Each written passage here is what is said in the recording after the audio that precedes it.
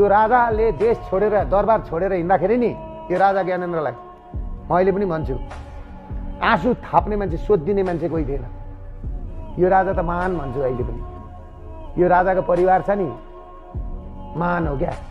हेर्नुहोस् कसरी त्यो पारस सरकारलाई नि झाँझिडी रक्सिया भनेर गाली गरे।